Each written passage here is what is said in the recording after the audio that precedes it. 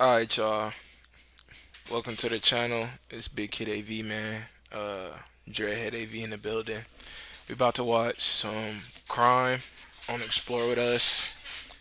Um, I really mess with this channel like a lot, to be honest. Like whenever I try to get crime out of YouTube, I always go to Explore with Us. So y'all go follow them too, man. Like, comment, subscribe. Let's get it going.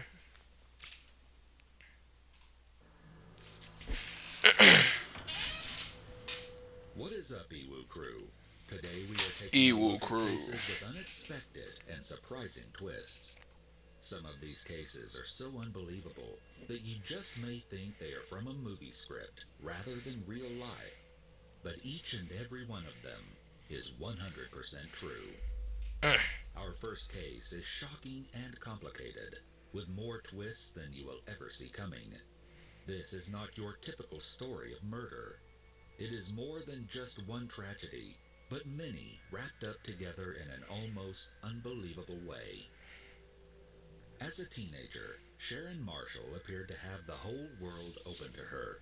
She was reportedly a lieutenant colonel in the ROTC and one of the best and brightest students in her class. Bro, I had an officer when I was in Korea. Looked just like Shorty, bro. Oh God.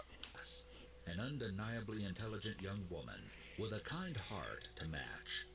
Upon graduating from high school in 1986 from Forest Park, Georgia, Sharon had earned a full ride scholarship to the Georgia Institute of Technology with the plan to study aerospace engineering so that she could fulfill her dream of working at NASA. Despite this incredible opportunity, Sharon never went to college as she was harboring a secret. Sharon was Bro. pregnant Damn. during the Look at this creepy ass face, bro. Despite this incredible What is she doing? opportunity, Sharon never went to college as she was harboring a secret. Sharon was pregnant during the final months of high school by her boyfriend, who she never told about the baby. Sharon hid her secret well, and she ended up giving birth and allowing a wealthy couple from Texas to adopt the baby boy. However, the pregnancy had shaken up her life plans, and at one point, she apparently even tried unsuccessfully to run away with her boyfriend. After Mm. losing her chance to attend college, Sharon ended up moving to Tampa, Florida for a new start with a man named Franklin Delano Floyd. Despite having moved with Frank, Sharon started to date another man, and she was soon pregnant for a second time.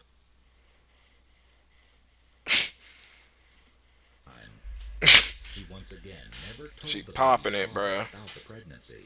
Out there This popping it time, crazy. however, she chose to keep the child and raise it with Frank. Sharon gave birth to her son Michael Gregory Marshall in 1988. Frank and Sharon had a complicated relationship. It wasn't quite clear if it was romantic or not, So they got but a the little two boy. lived together and both provided for Sharon's son Michael. Frank worked as a painter, but he frequently suffered from a bad back, and so he was rarely able to actually work. Because of this, Bruh, as a nigga that got a bad back too, bruh, I know exactly where you coming from, bruh. I'm not gonna lie. On my old nigga shit, bruh. Bad backs will fuck your life up. Sharon became an exotic dancer to provide for them, but they also began to rely on welfare checks to survive. Got his woman out there. Don't wanna no more, don't wanna hit that pole. Her co-workers thought of Sharon as kind and friendly, but she was especially close to an 18-year-old co-worker named Cheryl Comesso. Despite the women's friendship, Frank and Cheryl were known to have frequent disagreements, though there were reports that the two of them may have been involved in a brief relationship. On a weekend in 1989, Frank, Sharon, and Bro, my nigga Cheryl look like may an have apple, bro. on a Look at his weekend head, in bro. night may have known to have frequent Look at my nigga disagreements, head. though there My were nigga look like an reports that apple the with a two of them hairline. may have been involved in a brief relationship. On a weekend in 1989, Frank, Sharon, and Cheryl went on a boating trip together where a fight broke out between Cheryl and Frank. Following the argument, Cheryl allegedly reported Sharon to social services for What? misrepresenting her true income as an exotic dancer. That's crazy. So because you beefing with the man, you done took it out on Shorty, and now you digging out Shorty pockets. Sharon had been hiding some of the money she made to still get checks from the government. But Cheryl's call meant that Sharon no longer qualified for welfare aid. Mm-mm. Enraged by Cheryl's actions, Frank went to the club where Sharon and Cheryl both worked and confronted her just outside the business. Witnesses reported that Frank actually punched Cheryl in the face. Nah, I ain't gonna say she deserved it, bro. I'm not gonna say she deserved it, but I understand. Yo, what the fuck? What the hell?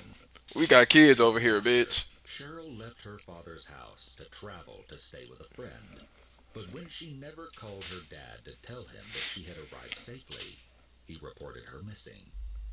Her abandoned Corvette was discovered at the airport, and an investigation ensued to find the missing woman. Both Frank and Sharon were seen as persons of interest, but for years, no evidence ever arose to connect them to Cheryl's disappearance. The two quickly packed up and left the area, which only increased suspicion. They got the hell on, boy. They started using different names as they traveled. Frank and Sharon ended up getting married in 1989.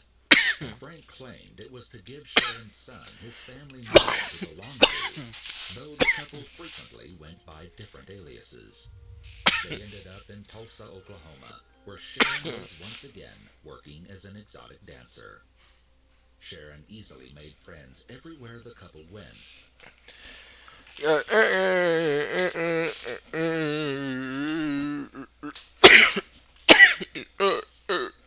She never. But no one seemed to like Frank, as he was aggressive and unpleasant. Reportedly, Frank once again got into a fight with another dancer Sharon worked with. And when the woman yelled that Sharon should leave him, he responded, "If she ever left me, I'd kill the..." Hey, my nigga talking about Sharon was crazy the madness. man she had met. He popping it everywhere. Allegedly, He didn't he didn't punch Shorty in the face in the parking lot in front of the club. Then to the coworker said, "If this ever try to leave me, it's over with." Sharon My dude is a psycho, bro. but she was My boy is a straight psycho. to her or her son Michael. Before she was ever able to leave, though, Sharon was the victim of a sudden accident. She was found unconscious by a highway, and it appeared as though she had been the victim of a hit and run. Frank claimed that he was asleep at the time of the accident. Though rushed to the hospital, Sharon never regained consciousness. Her friends from the club would come to visit her where she recovered, and many claimed that she was getting better, but Frank soon banned them from seeing her without explanation. 5 days after the incident, Sharon died from her injuries. But many were suspicious of Frank's strange actions, especially since Sharon seemed to be recovering before suddenly dying. The doctor was also suspicious, and based off of old bruises he noticed on her body, he classified her death as a homicide, and even said that the head injury that killed Sharon may not have been caused by a vehicle. Though no one could prove that Frank had been the one to run over Sharon, or that he had possibly killed her while in the hospital, many came to that same conclusion, especially when her co-workers had been the ones to pay for her headstone, rather than Frank. Frank soon contacted life insurance Hey, companies hey, this nigga Frank dirty as hell. This nigga Frank dirty as hell. He foul, bro. $80,000 policy he had taken out on Sharon only a few months prior to her death. The problem was that Frank frequently used aliases, and so the social security numbers he provided never matched his name. After a few tries, he finally provided his real name, Frank Delano Floyd. It was then that all of Frank's lies began to unravel. It turned out that he had quite the criminal history. When Frank was 19 in 1962, he was convicted of abducting and assaulting a 4-year-old girl, What the which fuck? resulted in him being sentenced to serve 10 to 20 years in prison. However, he escaped the mental hospital where he was first placed by stealing a vehicle. Bro, what the fuck? Frank's shocking story was only beginning, as the day after his escape, he robbed a bank and was subsequently captured again. In 1972, Frank was released, but almost immediately he tried to abduct a woman from a gas station and was once again arrested. This time, however, Bro, throw the key away, bro. Abducted a 4-year-old. This was back in them times. This was back in them times was where like nobody had a brain. No one on this entire planet had a brain. Like you telling me, bro, abducts a little girl. He breaks out of the psych ward, robs a bank, and y'all let him back out, bro. Y'all let him back out, bro. And then as soon as he get out, he go and run it on another shorty, bro. Come on, bro. What's the matter?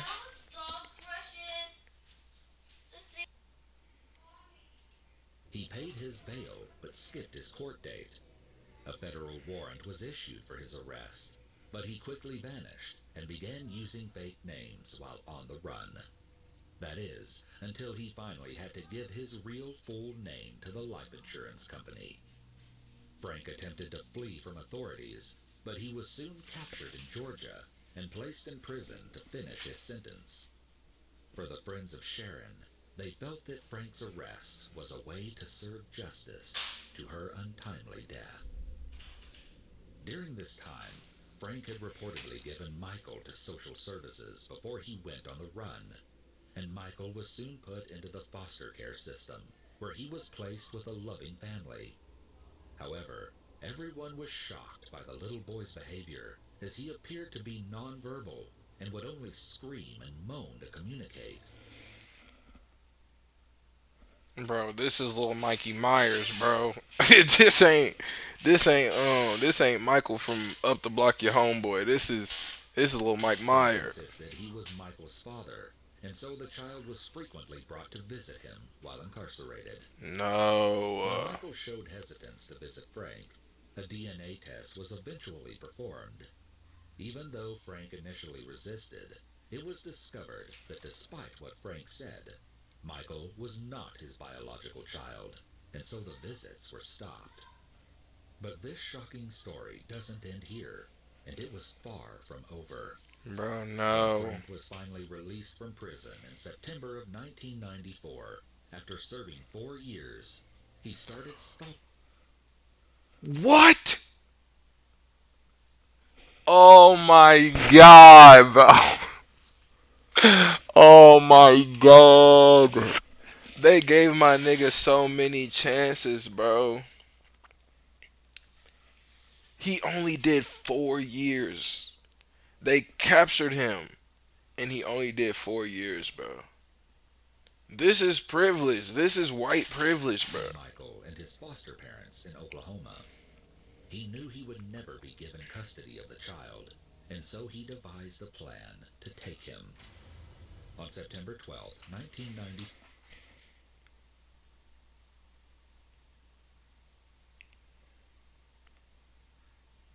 Bro, Frank showed up at Michael's elementary what school. was my nigga doing? Like, just he was just in there like shit. I'll be out in a few days. Like, I'm gonna get back to the madness in a few days, bro. This nigga was not tripping, bro. Like, oh my god, bro. They should have gave this nigga life. Once he got, um, what was it? When he got fucking caught in Georgia, life is And ass. demanded to see the principal, James Davis. When he wasn't allowed to take Michael, Frank pulled out a gun and threatened Davis. Michael was finally collected, all without alerting anyone at the school, and Frank forced the principal under gunpoint to take the two of them to an area a few miles from the school grounds. There, Frank tied Davis to a tree, leaving him unharmed, and fled with Michael in Davis's truck. When the abduction was finally known, a frantic search began, but it would take 2 long months for anything to be discovered. What? Frank was found in Louisville, Kentucky, and arrested, but there was no sign of Michael, Daddy, Chuck just even had the after microwave extensive on. search. Huh? Chuck just had the microwave on.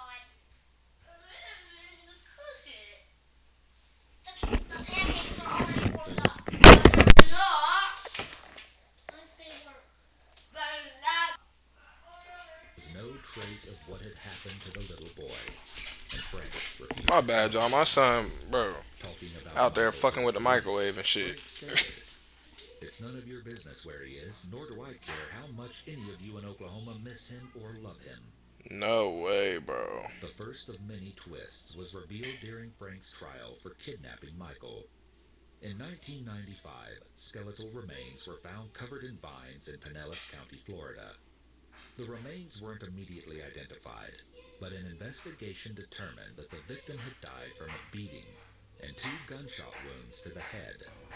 Later that year, a mechanic in Kansas purchased a truck at an auction, and inside he found a large envelope filled with 97 photographs depicting a woman who had been beaten and bound. What the The fuck? truck had once been in the possession of Frank Floyd, who had stolen it while he was passing through the area in 1994, before eventually abandoning it.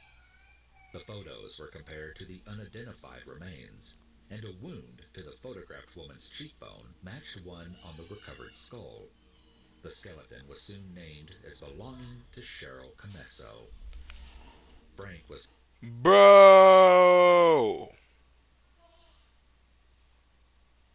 Bro. who still hadn't been found, but was classified as missing, and he was consequently sentenced to 52 years in prison. He then went on trial for the murder of Cheryl Comesso, where he was found guilty and sentenced to the death penalty. No But way, the bro. photos uncovered in the truck revealed something else even more shocking, bringing to light another twist in this case. The pictures also showed Frank assaulting a young girl, but these images were much older than the ones of Cheryl. A search began to find the identity of the girl. This is where the case took an alarming turn. It wasn't until 2014 that Sharon's true identity was officially uncovered. To find the truth about Sharon and the pictures, we have to go back. After being released from prison, and while he was on the run for attempted abduction, Frank got married in the mid-1970s to Sandy Chipman. At the time, he had used the alias Brandon Williams, and so Sandy hadn't known who he really was. The marriage was far from romantic, especially as it had begun with them tying the knot at a truck stop. Bro, you know. You know shit about to go wrong if y'all tied the knot at a motherfucking truck stop, boy. What the Sandy fuck? had 4 kids at the time, and she herself didn't have the cleanest record. She left her kids in Frank's care when she had to spend 30 days in jail after being caught passing bad checks. When Sandy was finally released from prison, she found that her house was empty and her children gone.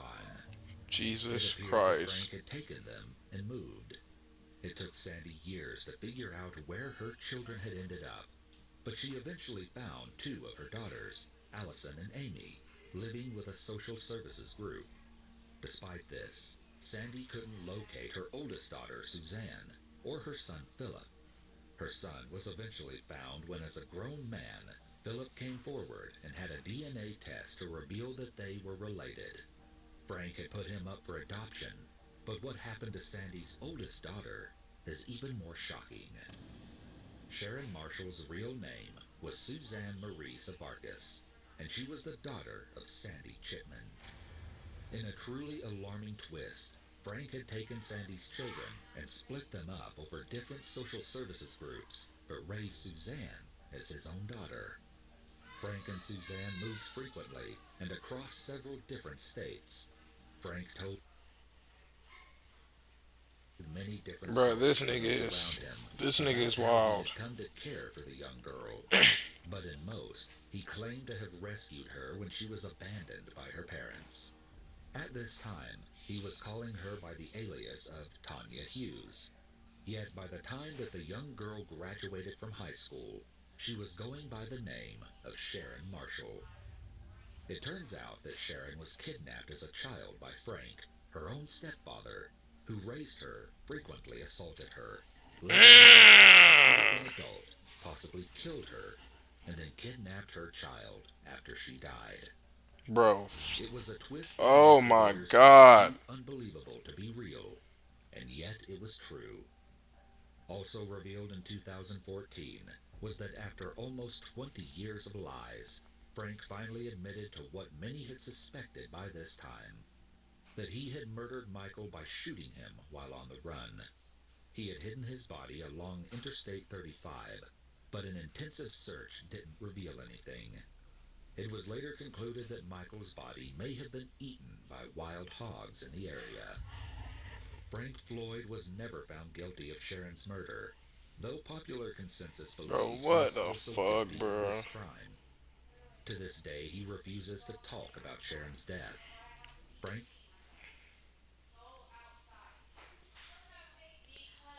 This all could have been avoided if they would have just gave this nigga life early, bro. Did you ask him?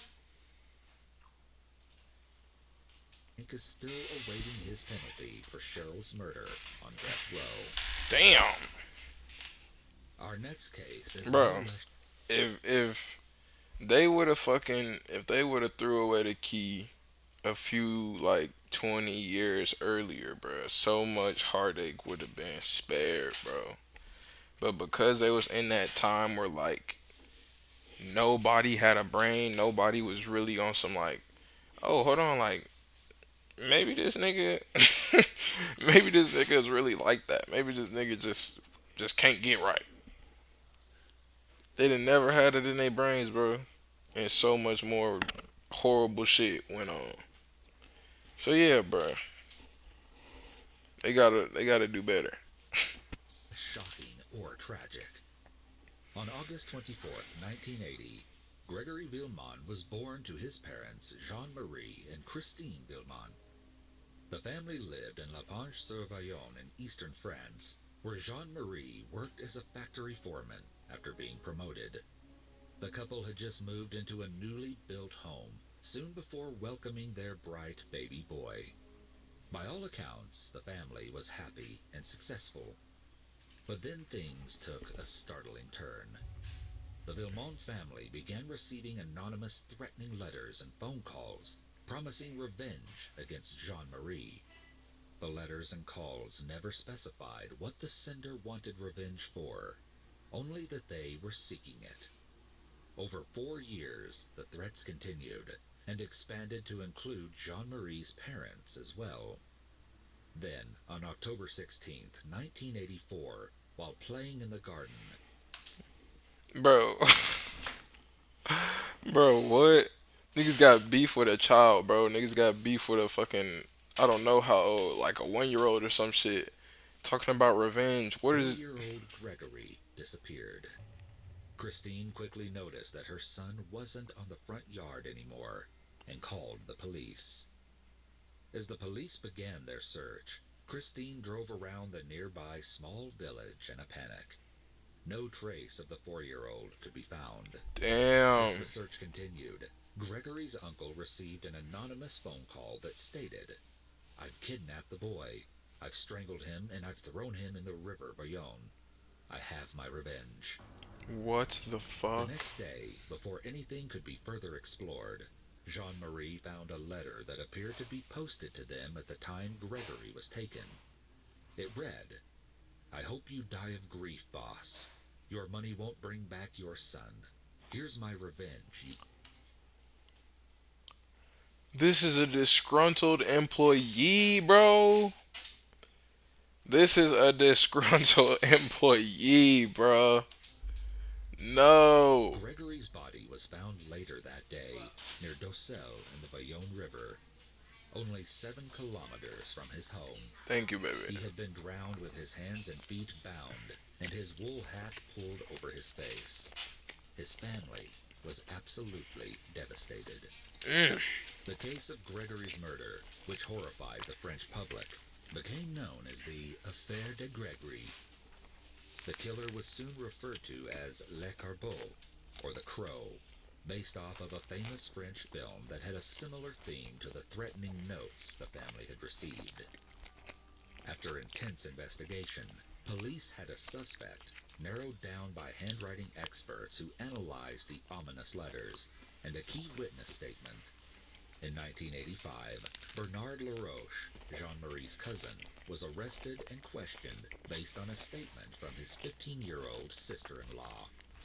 But Laroche denied being the Crow, and soon his sister-in-law took back her statement, saying that it had been coerced. Hmm? Even though Laroche was eventually cleared and freed, Jean-Marie stood in front of reporters and made a vow that he believed Laroche was guilty of murdering his son, and that he would kill him. But the case took another shocking twist on March 25th, 1985, when the handwriting experts determined that Gregory's own mother, Christine, may have written the threatening letters. What the fuck? Only 4 days later, Jean-Marie went to Laroche's work, determined to avenge the death of his son, and not believing that his wife was guilty. There he shot and killed his own cousin as he was leaving the building. Jean-Marie was convicted of murder and sentenced to 5 years in prison. In July of the same year, Christine was charged with the murder of their son. She was pregnant with twins at the time, but went on a hunger strike to protest her innocence. For 11 days, she refused to eat, Bro, and she was what? eventually freed after an appeal found that she had been convicted with flimsy evidence and no real motive. However, Christine's tragedy wasn't over yet. As she was released, she collapsed and reportedly miscarried one of her babies. She wasn't officially cleared of all charges until 1993, and Jean-Marie was released from prison after serving only 2.5 years in 1987. After so much turmoil, the Villemont family was still no closer to knowing who had killed Gregory. For decades after Gregory's death, the case continued to haunt France and was reopened and re-examined with tests done to the letters the rope used to bind him, and DNA testing on Gregory's clothing and the saliva on the stamps used to post the letters. But it was no use. All was found to be inconclusive.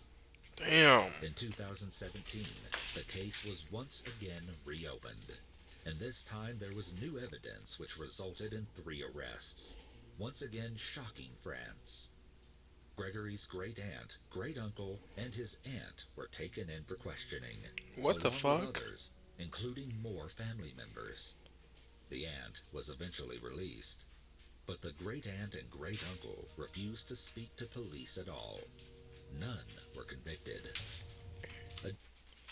Bro, what? Different tragedy soon struck when the magistrate, Jean-Michel Lambert, who was in charge of the first... Bro, why is the family so involved in this, bro? You telling me everybody had a little hand, everybody had a little piece in my nigga dying, bro? What the fuck? investigation took his own life because of the pressure and criticism he faced with the case still being unsolved 33 years after Gregory's death. The why of Gregory's death has never been answered, but some cite jealousy within the Villemont family as a possible cause, and others suggest that the fact that the letters called Jean-Marie Boss could mean it had to do with his work. Either way, no real evidence or suspect has been found, but almost everyone in the Villemont family has been under suspicion at some point. Literally. In December of 2020, the case was once again reopened, but this time police are determined to uncover the real identity of the Crow once and for all. New interviews have been conducted, and police are relying on a brand new technology called stylometrics, which looks at the style, syntax, punctuation, and turns of phrase used in the threatening letters to identify the killer. A new suspect has been identified, but so far has not yet been named. It appears that the murder of Gregory Villemont may soon be solved.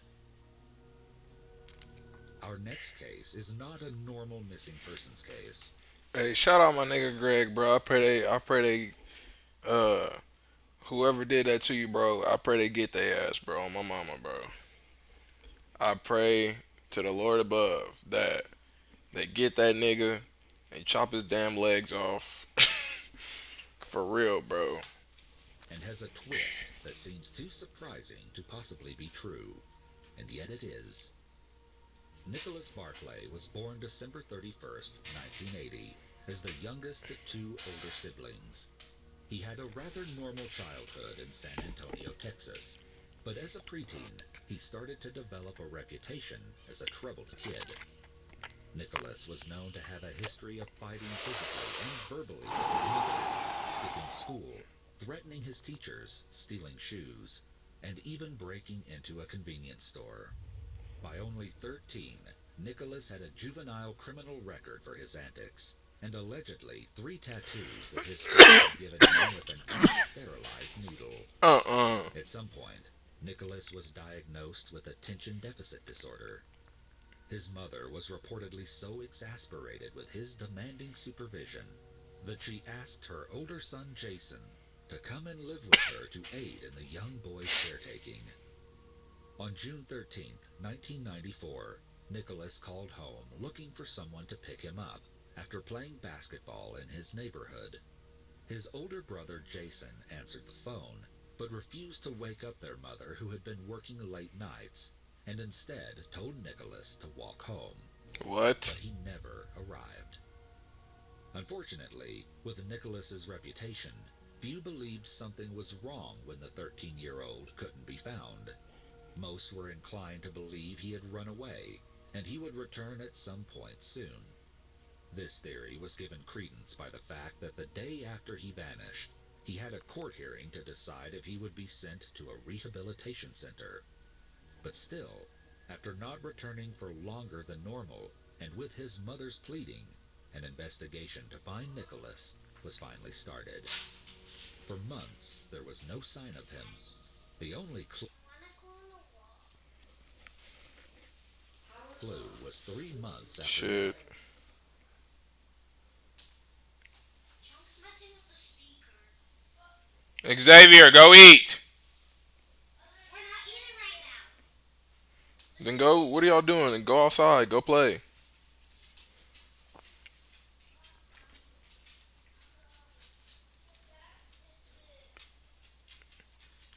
Dang, bro. An investigation to find Nicholas was finally started. For months, there was no sign of him. The only clue was 3 months after Nicholas's disappearance, when Jason called the police to say that he could hear his younger brother breaking into their garage.